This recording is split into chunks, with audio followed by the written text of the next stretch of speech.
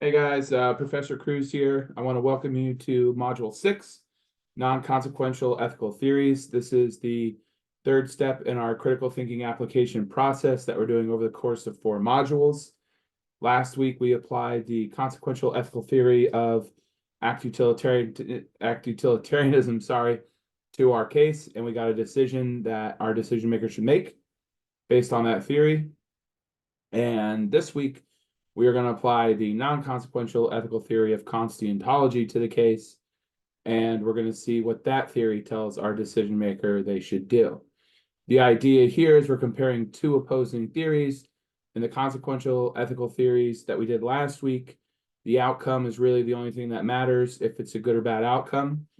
And in opposition to that, this week, the non-consequential theories are going to base the good or bad of the decision not on the outcome, but on the actions that went into it. So if the actions themselves were good or bad, okay? And so what I want to do with this video, I want to kind of take you through the assignment expectations. Then I'm going to show you some material from one of my presentations about the theory to help you kind of understand a little bit better. And then I'm going to walk you through an example, as I have been with our guy Bob, in trying to figure out what the situation would dictate with his wife who's been cheating on him, okay? And so hopefully that'll help you guys put it all together. So I'm going to share my screen here and get into the course. Give me a second. All right, good, okay.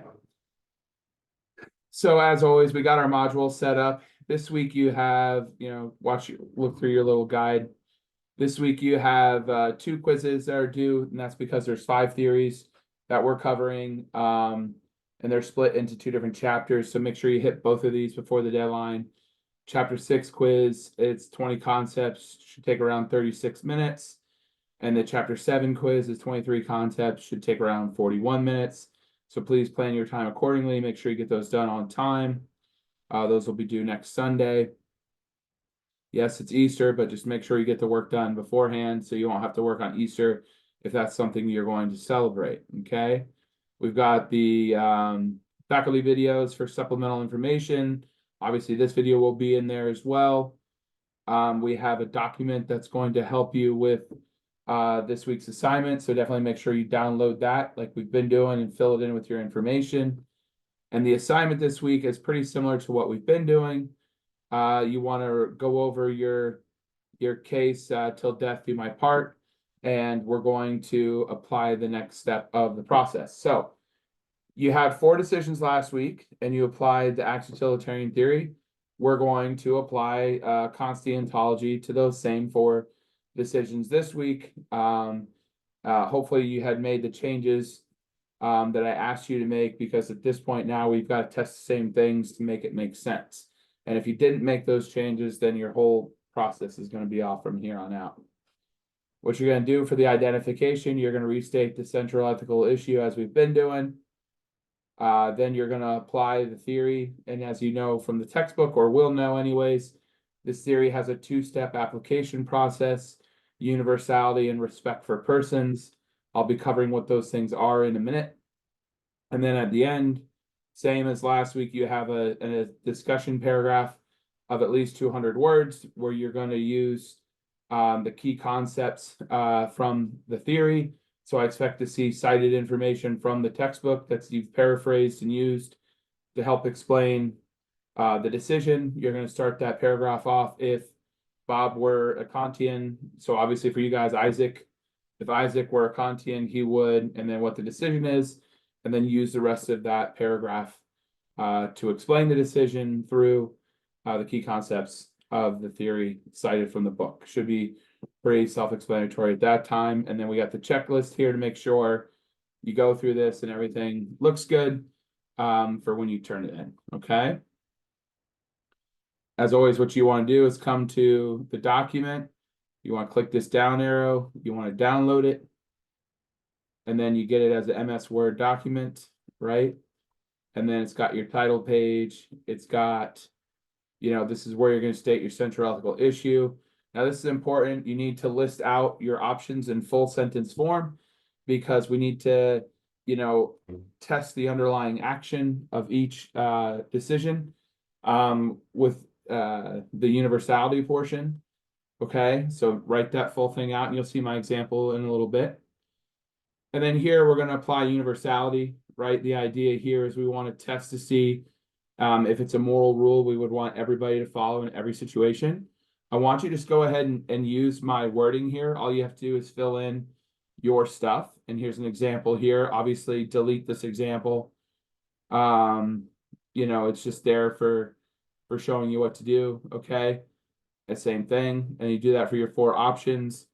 Then when you apply respect for persons, you're only going to apply respect for persons for the options that passed universality, and you're gonna keep the numbering the same and all that. Okay. And I'll show you what that is in a second. And then you'll fill in your decision paragraph down here. You'll put a reference citation for the textbook. It is concerning that a lot of you are not making any progress on your APA formatting. It's probably not the people who are watching these videos, because I know that not everybody in the class is watching the videos. So if I'm preaching to the choir here, just bear with me for a minute. But remember, there is a whole APA resources module, and there is a embedded librarian, the John T. Joy module in here for help. So you definitely want to make sure, because each time I have to note that for you guys, I'm taking more points off. That's what I do each week. I continue to take more points off until you fix the issue. Okay, and then our rubric is here.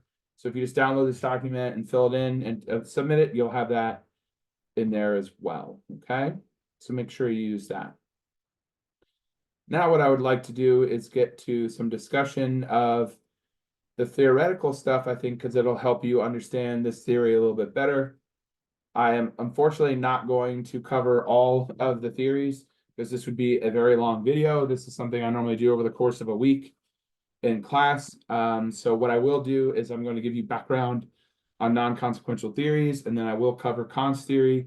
But I do encourage you to look at the other 4 intently, not just for your quizzes, but just for understanding how they work.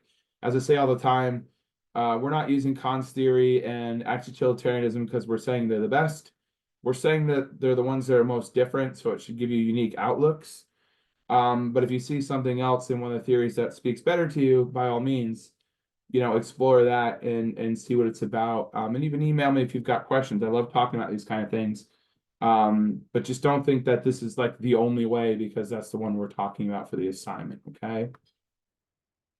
So when we talk about non-consequential ethical issues, we start by saying, what are they? Is our first question. These are the theories that base morality on actions rather than outcomes. And so how do we evaluate our actions? We look at something called intent. We want to know what the intent behind the action is. And one of the reasons why non-consequential ethical theories aren't worried about the outcome is we can't always control that, right? We might try to do something good and it comes out bad. What these theories are saying is, there's meaning in that intent to do good. We can't always control all the moving parts, and things don't always happen the way we want to. This reminds me of when I was a kid. I'd always tell my stepdad, I didn't mean to do bad. And he's like, yeah, but what you meant to do and what you did do are 2 different things. So maybe I was a non-consequentialist. Maybe he was a consequentialist.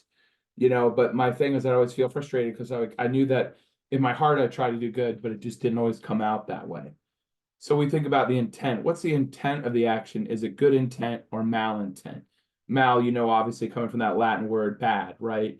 And so that's how we kind of focus on the actions here. Was it a good intent from the beginning, or was it malintent from the beginning? And that's going to determine our moral good or bad in this situation. Now, one of the key concepts that you'll see in Kant's theory is goodwill. And that's a good idea of good intent. So goodwill is doing good for the sake of doing good because it's the right thing to do. And then, examples of malintent would be like lying or cheating, stealing or doing harm, things of that nature that we know that it's really going to be hard to justify them as ever good actions because they start with malintent to begin with, right? And so now that's going to get into our Greeks, who unfortunately we're not going to cover, but I encourage you to look that through because, like I said, there's a lot in these chapters, but I do want to just go down to our guy Immanuel Kant. Huh, I thought that was going to do it. Bear with me here. Maybe I got to double click. There we go. Okay, so we got Kant's deontology, and I've got a little quote in there just, I think, for fun to kind of show you some of his thinking. And Kant says morality is not properly the doctrine of how we may make ourselves happy, but how we may make ourselves worthy of happiness. This is in stark contrast to the utilitarianism stuff we saw last week, where we just think human happiness is the only thing that matters, right? And I'm not saying it doesn't, and I'm not taking any value away from that. But what Kant says, are we making ourselves worthy of happiness? And that comes down to, are we fulfilling our duties to one another? And so in Kant's deontology, it's deontological. We see this word here, in the title of it. And deon is a big focus of that word. Deon comes from duty, right? The Greek word duty. And so some behaviors are right or wrong, period. Okay, and that's one of the things that Kant's deontology is going to focus on. Okay, goodwill is do the right thing for its own sake, like we just talked about. And then another key concept of his theory is autonomy. Auto coming from the word self, and nomi coming from the word nomos. So that's law, and so that literally means self-law. So this is autonomous theory that is focused on goodwill and fulfilling duties through good behaviors. Now, where it says some behaviors are right or wrong, this is what Kant calls his perfect duties. They're not covered in the textbook explicitly because this is an intro course.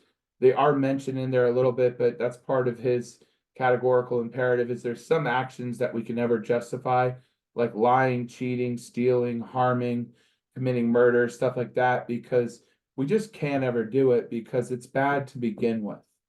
Now, I know some people think, well, what about the person who's stealing bread to feed their family? On an emotional level, we may feel that, oh, well, that's okay because they're committing a crime for good reasons. But in the deontological level of Kant's theory, he's going to say, no, stealing for any reason is bad because the act of theft is bad. You're taking something that doesn't belong to you. Doesn't matter what the reason is. That's where he loses some people. And, honestly, that's where he gains some people. It really just depends on how you see, that act of theft, right? So the categorical imperative is a two-step process that we have for checking to see if our decision is valid through the deontological lens. This is what you guys are going to be working on this week for your assignment. So the first is universality. Okay, and this is act only in the maxim which you can at the same time will to be universal law. And I know that sounds a little like wordy or whatever, but what it means is this universally something you would want everyone to do in every situation? Kant wants you to look at the world in black and white, and we can either do a thing or not do a thing. So what he wants to know with universality is which is the moral rule you would compel us all to do in every situation, okay? Meaning if you did the opposite of it, it would actually be immoral. So like in one of the ethics competitions recently, we were talking about universality of banning books. And the team from UCF kind of had a position similar to ours, but they looked at universally, like, would we ban books or not? Well, obviously we're going to not, because we can't live in a world without books. That's how black and white universality is. So if you say banning books is good, you're saying we ban books every single time, right? And we can't live in a world without books, right? So we would have to, if we have to pick one, we would keep books over getting rid of books. So hopefully that makes sense, okay? And then this maxim, that's an unconditional general rule, because that's what we're trying to set up. Unconditional rules. Yes, we do this. No, we don't do that. Now that sounds a little like draconian, but remember, this is just the first step of the process, okay?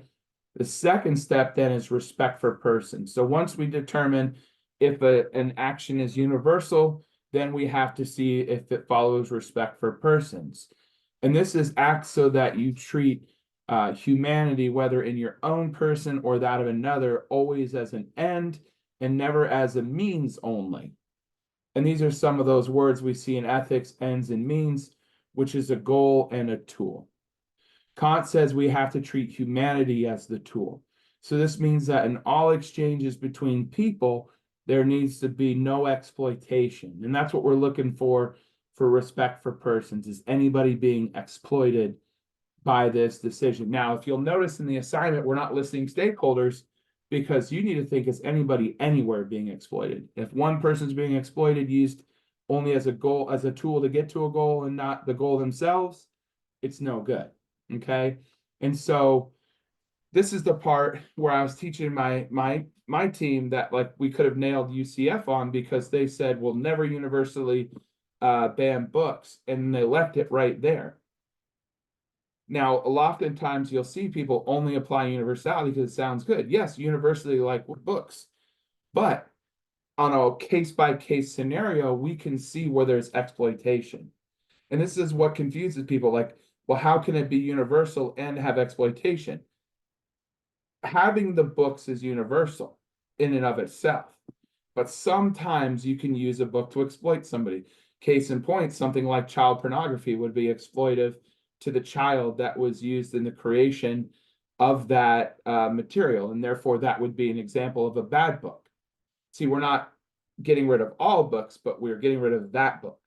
You see, and that's where this respect for persons becomes this catch-all. Like, at first blush, something looks good universally, but we're going to reject it through the respect for persons on a case-by-case level. So what's the broad look at it, and then what's the micro look at it?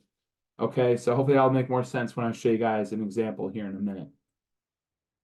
Now, this is a fun little thing I put together just to help explain to students a little bit better. This flow chart, in a sense, we're checking two things here, right? So you're about to make a decision. Okay, are we going to ban books? Is this something I want people to do universally, like banning books?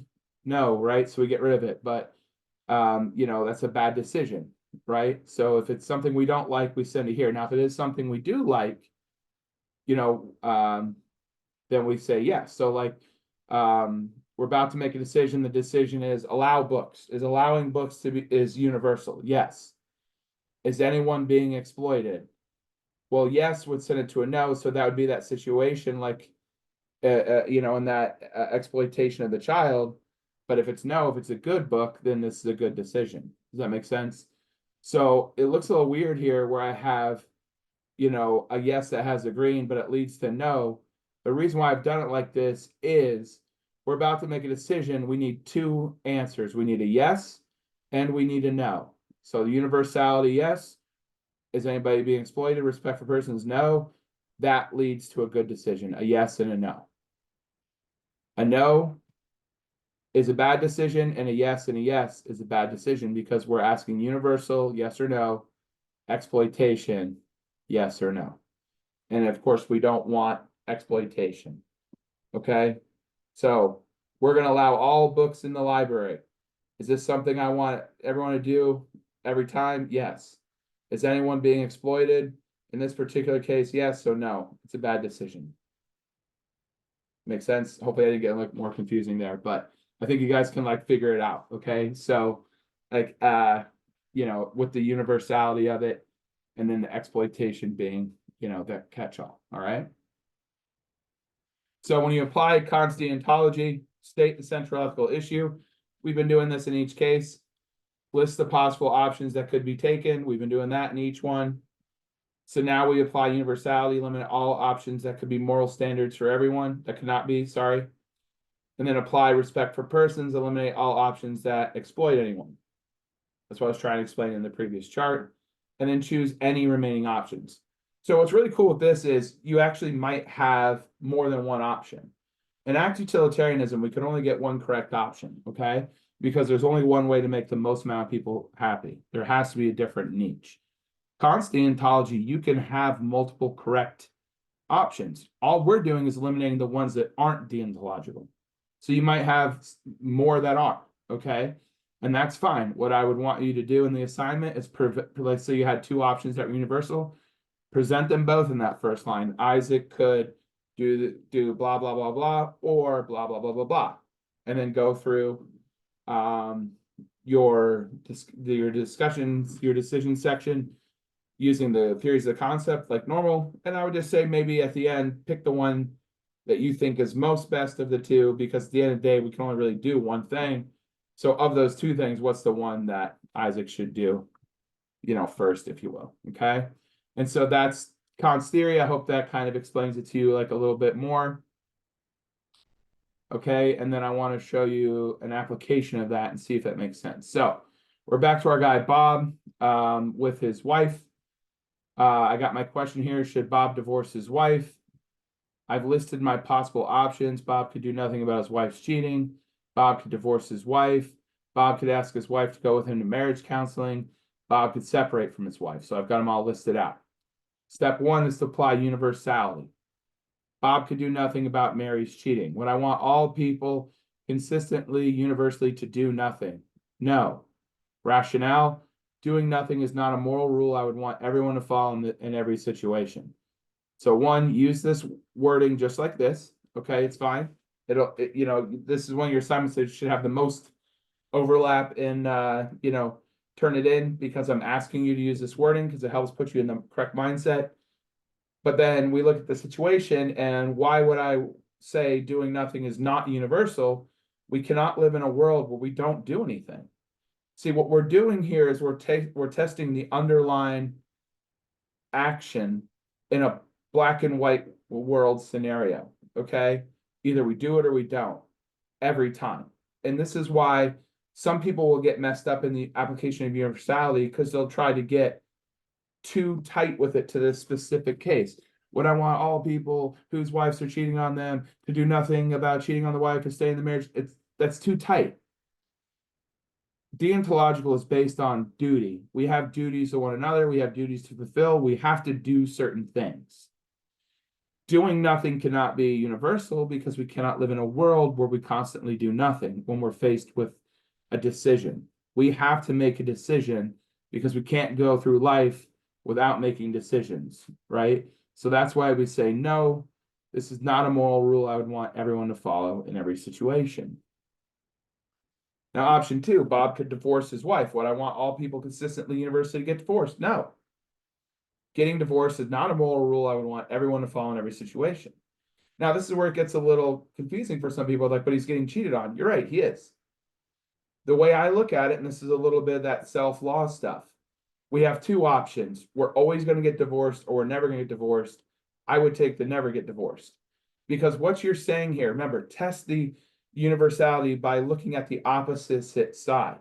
If I say that getting divorced is a moral rule I want everyone to follow in every situation, I'm actually saying it's immoral to stay married, which we know is illogical, right? You can't go to somebody who's married and say you're acting immorally because you're supposed to get divorced. You see what I'm saying?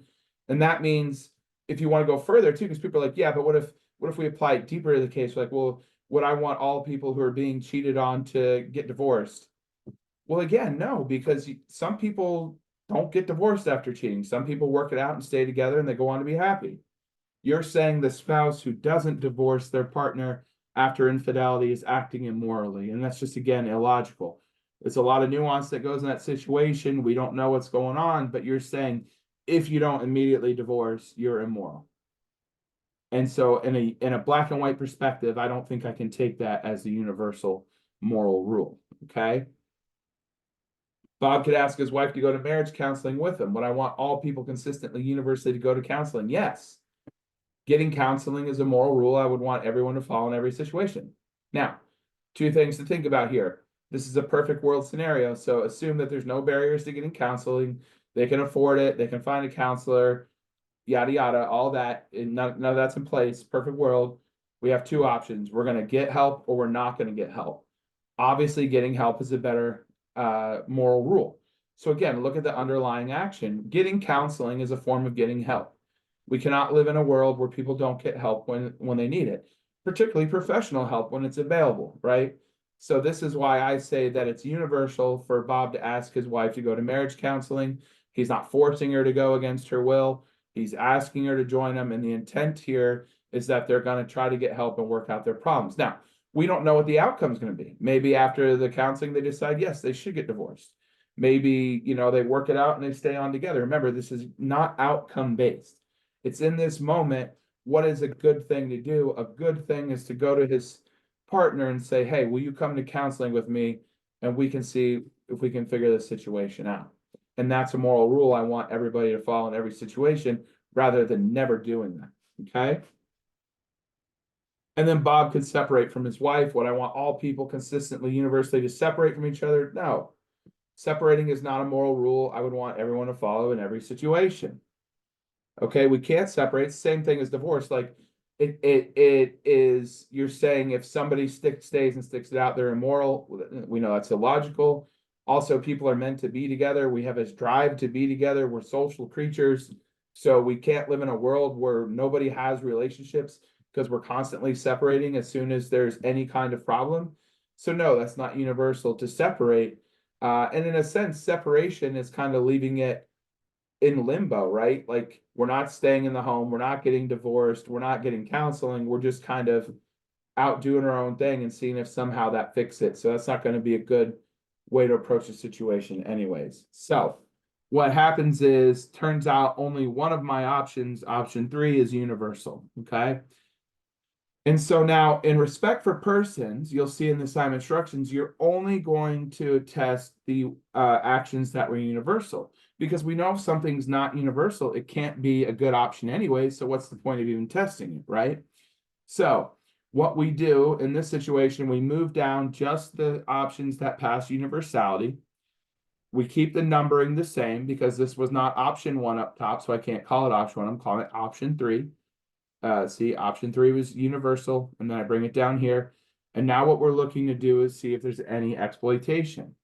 Bob could ask his wife to go to marriage counseling with him. Is Bob exploiting anyone with this decision? No. So this is a good option.